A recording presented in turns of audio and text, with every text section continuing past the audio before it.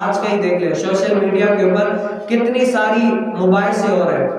اور مجھے ایک بندہ کہنے لگا آپ بریلویوں میں سے ایک بندہ کہتا ہے جیسے ہم کیا کہتے ہیں بھائی اعلیٰ حضرت پر ہماری آنکھیں بند ہے، اعلیٰ حضرت کی تحقیقات پر ہم آگے لب کشائی نہیں کر سکتے. لیکن حالات حاضرہ کو دیکھا جائے تو ایک بندے نے مجھے کہا دیکھیں آپ بریلوی حضرات کہتے ہیں، ایک کہتا ہے کہ بھئی اعلیٰ حضرت پر ہماری آنکھیں بند ہے، اس کے بعد ہم تحقیق نہیں کریں گے، اعلیٰ حضرت کا علم کے آگے ہم بالکل کورے ہیں. لیکن آپ لوگوں کے بریلویوں میں سے ایک نے کہا ہے کہ نہیں جی اعلیٰ حضرت پہ ہماری آنکھیں بند نہیں ہے بلکہ کہ ہماری آنکھیں کھلی ہوئی ہے. اب دونوں بریلوی ہیں اور دونوں ہی بڑے پرفیکٹ عالم دین ہیں. جنہوں نے فرمایا کہ اعلیٰ حضرت پر ہماری آنکھیں بند ہیں وہ میرے پیر و مرشد امیر اہل سنت ہے، اور جنہوں نے فرمایا کہ اعلیٰ حضرت پر ہماری آنکھیں بند نہیں ہیں بلکہ کھلی ہوئی ہیں وہ مفتی اعظم مفتی منیب الرحمان صاحب ہے. اب بتائیں ہم کن کے پیچھے جائیں؟ اب دونوں ہی بڑے پرفیکٹ عالم دین ہیں. اور بڑے بڑے عالموں کے ساتھ اور بھی بہت سارے اختلافات ہو جاتے ہیں، جیسے مفتی منیب الرحمان صاحب یا کسی الغرض اور بھی اختلافات ہو جاتے ہیں اور بندہ کر لیتا ہے. تو آیا ہمارے لیے کیا حکم ہے، ہم کیا کریں؟ تو میں نے اس کو سادی سی بات کی، دیکھیں جنہوں نے میرے پیر و مرشد نے فرمایا نا اعلیٰ حضرت پر ہماری آنکھیں بند ہے، انہوں نے کیا فرمایا؟ اس بات کو آپ حقیقی کانوں سے سنیے. کیا پیر و مرشد نے فرمایا کہ اعلیٰ حضرت پر ہماری آنکھیں بند ہے نا وہ اسی لیے اگر کوئی میرے جیسا بندہ ہے نا علم کا گوڑا جس کا مطالعہ بہت محدود ہے، جس کو پتہ ہی نہیں ہے اتنا سارا کتابوں کا نہ مطالعہ ہے، نہ علماء سے رجحان ہے، نہ کوئی کر سکتا ہے، نہ ہی اتنا علم ہے، بالکل علم کا کوڑا ہے، تو اعلیٰ حضرت سے ہم کہیں گے کہ ہماری آنکھیں اعلیٰ حضرت پر بند ہے. آپ نے حدیث میں سنا نا، حدیث میں آپ نے کتنے سنا بھائی حضور علیہ السلام نے ایک مرتبہ چہرہ دھویا، سارے اعضاء کو دھویا ایک مرتبہ. دوسری حدیث بات کا ہے کہ حضور علیہ السلام نے اعضاء کو وضو میں دو مرتبہ اعضاء کو دھویا. اسی لحاظ سے حدیث مبارکہ میں کتنی ساری، ایک حدیث مبارکہ کچھ کہہ رہی ہے، دوسری حدیث مبارکہ کچھ کہہ رہی ہے. قرآن میں ایک حکم کیا ہے، دوسرا حکم اسی کے مطابق مخالف ہے. اب جو عام میرے جیسا سمجھنے والا ہوگا نا یہ بھی حدیث ہے، یہ بھی حدیث ہے، یہ بھی قرآن ہے، وہ بھی قرآن ہے، اب ہم کریں تو کیا کریں؟ اس پر عمل کریں یا اس پر عمل کریں؟ ہماری یہ ذہن کیا ہے گوارا نہیں کرتا. مجھ جیسا جو پورا علم ہے نا وہ کیا کرے گا کہ بھائی جو مجھ سے بڑے شیخ، جو بڑے عالم ہیں، جنہوں نے مجھے مسئلہ سمجھا دیا نا، جنہوں نے یہ پیروی کیا تو میں کیا ہے اس کے اوپر پیروی کرتے ہوئے، ان کی تقلید کرتے ہوئے میری اعلیٰ حضرت طرح کے بندے جو اعلیٰ حضرت نے ہمیں عقیدے سمجھائے، مسائل سمجھائے، اس لحاظ سے آمنا وصدقنا.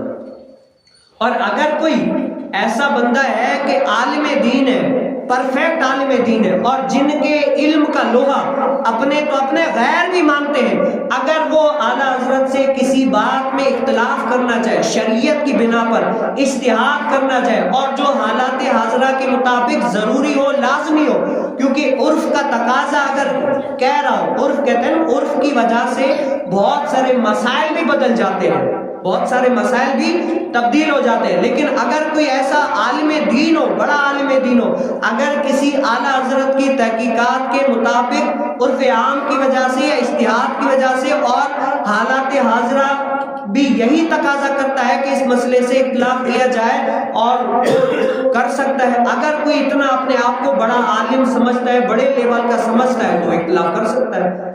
اگر میرے جیسا عالم، وہ میرے جیسا بندہ جو ہے نا وہ بڑے لوگوں کے ساتھ اختلاف نہیں. ہم کہیں کہ میں اپنے آپ دیکھوں کہ بھئی میرا مطالعہ کتنا ہے، میری علمی لیول کیا ہے.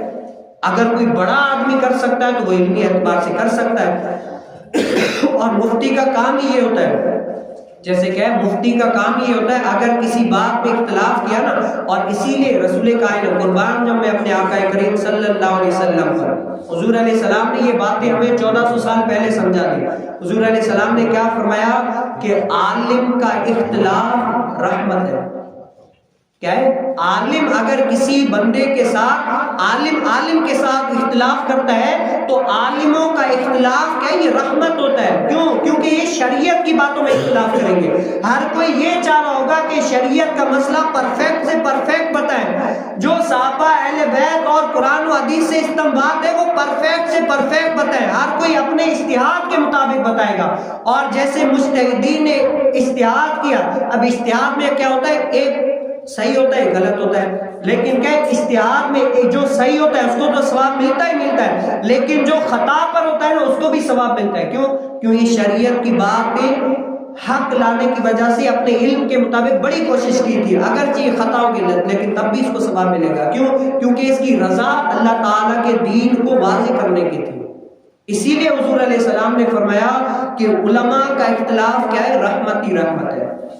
اور آج کل کے دور میں جیسے میرے جیسے لوگ بھائی اٹھ کر بڑے بڑے آج سوشل میڈیا کے یہاں پر دیکھ لیں، اگر کسی بڑے عالم نے کسی کے ساتھ اختلاف بھی کیا نا تو میرے جیسے چھوٹے چھوٹے لوگ جو ہوتے ہیں نا وہ بڑے عالم کو گالی گلوچ یہ وہ بہت سارے، بھائی وہ مفتی ہے، وہ عالم ہے، وہ بڑے بڑے لوگ ہیں، ان کو ہم سے زیادہ علم بھی ہے، تقویٰ بھی ہے، سارا ہم سے زیادہ جانتے ہیں. تو ہمیں کیا ہے؟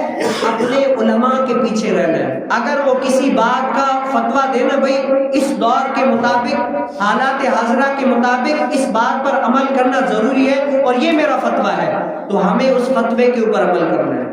اگرچہ وہ غلط بھی ہوگا نا تب بھی اس مفتی اگر جان بوجھ کر غلط بتائے تو اس کو گناہ ملے گا، ویسے نہیں. اور اگر جان بوجھ کر نہیں ویسے ہی خطا ہوگی تو اور بہت سارے علماء کرام ہیں جن کی کیا ہے ان کو بتانے کے لیے بیٹھے ہوئے.